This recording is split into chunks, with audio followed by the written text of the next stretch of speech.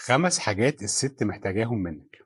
أي ست عندها احتياجات من الراجل، الاحتياجات دي ما بتخلص، بس في الآخر هي بتترجم ل5 حاجات. أول حاجة الست بتبقى عايزة تحس منك إن أنت معجب بيها أو مشدود ليها أو إن هي مغرية ليك أو إن هي كفاية عليك. ليه؟ لأن الست أساسها جمالها. مش هقول إن ده يحدها إن هي بس عندها جمال وما عندهاش دماغ وما عندهاش حاجة تانية، لأ، بس ده أساس الموضوع. ليه المكياج وليه الحاجات اللي بتتباع وليه المواضيع الكتيرة اللي الستات بتقعد تصرف فيها حاجات قد كده؟ لأن هي بتبقى دايما دماغها ومتبع لها من السوشيال ميديا ومن الماركتنج والحاجات دي ان انت لازم يبقى شكلك كويس، ان انت لازم يبقى شكلك جميل، ان انت تحطي ميك اب، ان انت دايما محتاجه ان انت يبقى شكلك حلو.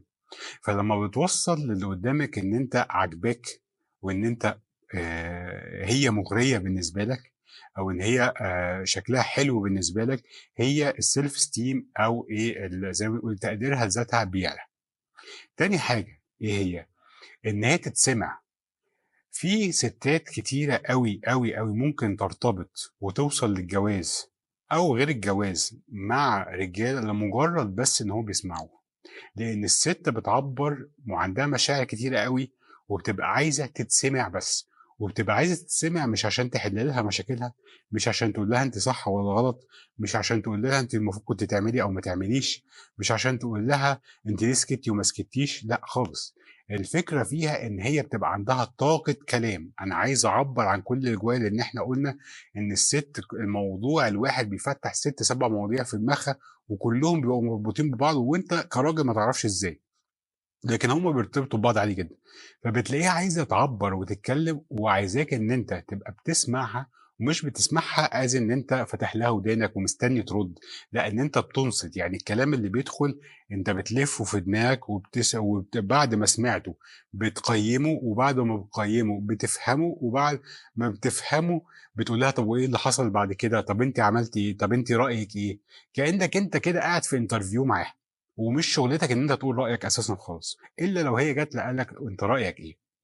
فلو سمعت وانصت للست انت كده كسبت يعني ايه بونت جامد قوي، ومش مره، ده بيبقى كل مره. الحاجه التالته ايه؟ ان الست عايزه تقدر اللي بتعمله. في مشاهد كده في التلفزيون بسيطة وحلوة وجميلة كلنا بنتفرج عليها في المسلسلات والأفلام، يروح الراجل داخل يروح شايف الست البيت متنضف وجميل وحلو قوي وكل حاجة، ويدخل كده يقول لها اعملي لي الأكل، ويكلمها كده مش عارف بيسألها على حاجة تلاقيها مش موجودة، غسيل بتاع، فيروح أول حاجة يقول لها هو أنت قاعدة طول اليوم نهار بتعملي إيه؟ مجرد ما أنت قلت الكلام ده أنت هديت وقلبت الترابيزة على نفسك. ولو هي حد واحدة طيبة ممكن تكتم في نفسها، لو مش طيبة يعني هتكتم في وشك او هتفرقع فيك. ليه؟ لان انت عشان هي مالتي تاسكر وهي بتعمل كذا حاجه مع بعض، وخصوصا لو هي كمان مخلفه، هتلاقيها بتذاكر العيال وبتطبخ وبتكلم واحده صاحبتها وبتتفرج على التلفزيون، ومش بعيد بتلاقيها بتعمل مشروع على جنب، وانت كل ده وانت بتعمل حاجه واحده بس. فمجرد ما بتدخل تقول لها ما قدرتش اللي هي عملته وقللت منه، انت قللت منها، ضربت السيلف ستيم بتاعها وتقديرها لنفسها وثقتها في نفسها.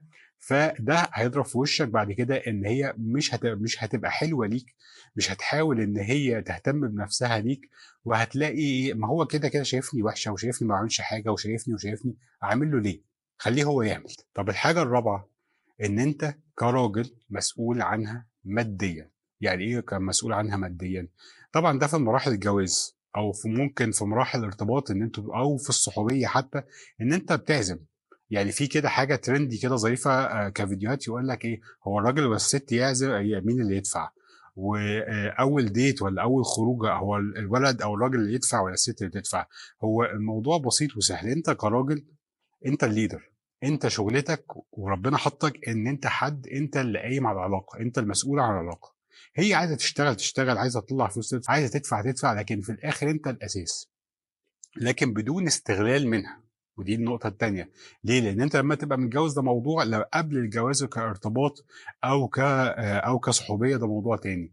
يعني أنا بنزل أعزمها، أعزمها، بنزل اصرف عليها، بتصرف عليها طول ما انت شايف فيه فاليو، ان هي ما بتستغلكش، مش ما بتلبسكش ان انت تشتري هدايا وتخرجني في احسن اماكن ولازم تصرف عليا ولازم تجيب لي وتشتري لي هدوم وتعمل لي. لا، انا ممكن انزل في مكان اشرب قهوه عادي، ممكن ناكل في فاست فود عادي، ممكن اشتري لك حاجه هديه في الفالنتين ولا اشتري لك هديه في عيد ميلادك عادي، وما تلزمنيش ان انا اجيب هديه بفلوس قد كده، او ب 20,000 جنيه ولا 10,000 جنيه ولا 5000 جنيه. بس الفكره فيها ايه؟ ان جزء اساسي، لان ده بيرمي برضو عند الست ان انت بتقدرها، ان انت بتستثمر فيها.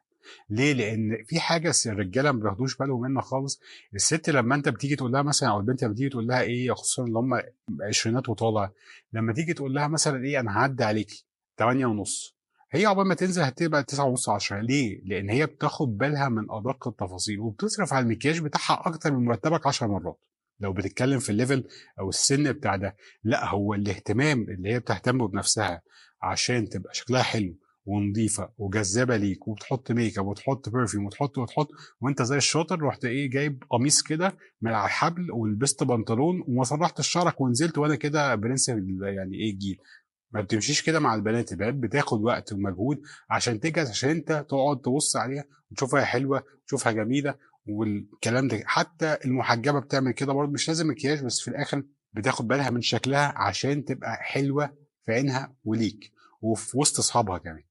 فانت لو شايف موضوع الصرف ده مش صح، ده جزء اساسي لازم تبقى واخد بالك منه، ان انت بتصرف بس بالعقل، وبتصرف في حدود النزولة مش في حدود العيشة. خامس حاجة اتكلم فيها هي ان الست عايزة بشكل دايم تأكد لها حبك ليها. يعني ايه؟ لو في وقت معين، خصوصا لما البنات بتيجي في وقت معين او الست بتيجي في وقت معين بيبقى عندها مثلا البيريود بتاعتها، هتلاقي المود بتاعها ضارب في الخلاط، وهتلاقي بتسأل في مواضيع ملهاش اي لازمه، وانت تحس هو انا يعني انا قلت لك امبارح بحبك، واول امبارح بحبك، وكتبت لك في المسج على على الواتساب بحبك، ولما دخلت حطيت، انت كنت حاطه ستوري عملت لك قلب، وناقص ابعت لك يعني من مثلا من اي مكان زربيح ورد، واكدت لك 100,000 مره ان انا بحبك. مع احترامي كل الايه الايفورت اللي اتعمل وكل الحاجات دي، مع الستات ما بيفرقش حاجه. في وقت معين هي هتسالك انت بتحبني ليه، وساعات بيبقى اختبار ان انت بتحبني ليه. فممكن انت ترد رد، هو انا ايه اللي بحبك ليه، هو كل ده ولسه هقول لك ليه. طبعا انت كده فشلت في الاختبار 100%. ليه؟ لان هي ما بتسالكش عشان تعرف. ساعات في الاول ممكن تسالك عشان تعرف، لكن لو انت في اوريدي في ريليشن شيب وماشيه، هي بتسالك عشان تسمع، عشان تتاكد. لان انت وتقول لك ايه، تقول لك في اسوأ حالاتي لما انا ببقى شكلي مش حلو، او انا تعبانه، او انا مريضه، او انا مودي مش حلو، هو انت هتستيل تحبني ولا لا؟ هو انت هتقبلني على حالي ولا لا؟ فطبعا انت في الحته دي، النقطه دي هتقول لها اه بحبك عشان كذا وكذا وكذا. لو ما قلتلهاش، انت هتدفع ثمن ده غالي. الخمس حاجات دول لو انت بتعملهم باستمرار مع الواحده اللي معاك، سواء بقى اللي مصاحبها، صديقتك، مراتك، خطيبتك، دي بتلبي معظم احتياجاتها اللي بيها هتشوفك ان انت حد كفايه عليه قوي، مش محتاجه حد تاني.